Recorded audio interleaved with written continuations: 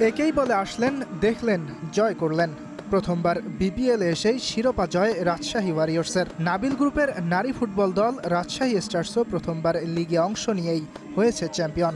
এ যেন প্রফেশনালিজম, দায়িত্ববোধ আর একনিষ্ঠতার অনন্য উদাহরণ। প্রথমবার অংশ নিয়েই দল দুটি চ্যাম্পিয়ন হয়েছে আলাদা আলাদা টুর্নামেন্টে। পরিকল্পনার শুরু থেকেই প্রফেশনালিজমের ছায়া দেখা যায় রাজশাহী ওয়ারিয়র্সের মালিকানায়, যার ফল কোচ থেকে ক্রিকেটার কিংবা অন্যান্য স্টাফ সবার মধ্যেই ছিল দায়িত্ববোধ।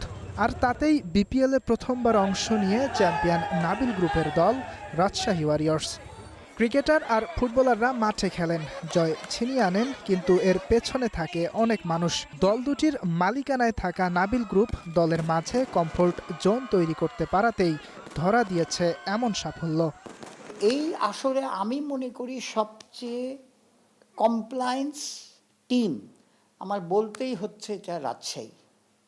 আপনি তাদের এগেনস্টে দেখেন কোনো অ্যান্টি করাপশনের সিচুয়েশন রাইজ করেনি, কোনো তারা নিয়ম ভাঙেনি।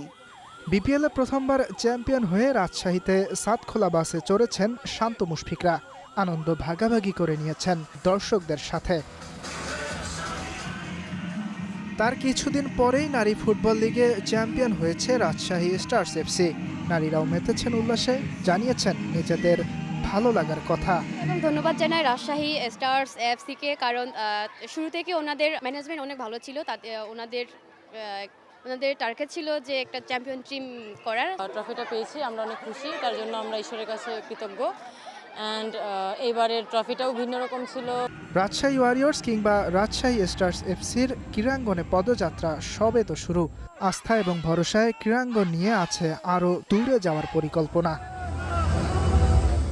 ইয়াসির আরাফাত সবুজ, স্টার নিউজ।